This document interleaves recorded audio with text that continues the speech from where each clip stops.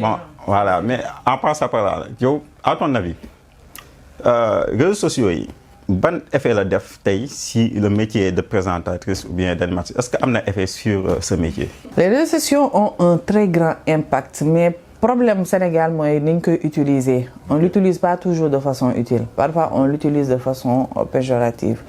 Tantôt, parfois, on a des gens micro, animatrice ou présentatrice. Les gens disent cela à cause du contenu. Parce que souvent, le contenu que proposé, c'est un contenu soit qui blesse, soit qui vexe, soit qui choque, soit... Voilà, c'est à cause de ces éléments-là. Nous commencer à catégoriser les présentateurs, les présentatrices, les journalistes aussi. Même métier journalisme, les journalistes crédibles, pratiquement ça se compte. On dit tout le temps cela parce que les réseaux sociaux, la recherche de buzz, la recherche de le clic, de faire le dessus surtout. Quitte à mettre de côté cette intégrité ou cette expertise, nous n'en avons pas forcément ça besoin, mais l'essentiel c'est que nañ leen gis nañ leen dégg nañ cliquer comme ça ñu mën a am xaalis non du tout ça m'a jamais intéressé li ma la wax tantôt mooy man dama jàppee le fait d'être présentatrice comme un métier quelconque.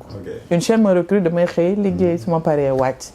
J'en profite même pas pour faire des activités. Après c'est une très bonne chose, mais je peux dire que j'ai mes raisons pour éviter voilà certaines être trop présente sur les réseaux, être voilà. Tu es animatrice mais t'es pas très présente sur les réseaux. Non, je ne suis pas trop présente sur les réseaux sociaux, absolument pas. À une époque, j'ai essayé, bon, je l'étais parce que autant je suis présentatrice, autant également je suis coach de vie. Donc quand tu es coach de vie, que tu as des coachs... Quand tu as des... Quand tu es coach également, c'est normal, naturel que voilà, tu sois assez présente sur les réseaux parce que tu as des messages à véhiculer et tout le monde est sur les réseaux sociaux, que ce soit sur Facebook, sur TikTok, Instagram, Twitter, X, tout le monde est sur les réseaux, donc c'est normal que tu exploites ces canaux. Voilà. Mais Sénégal c'est un pays quand même assez bizarre, donc on essaie d'avoir le juste milieu entre notre vie privée et peut-être publique, image publique.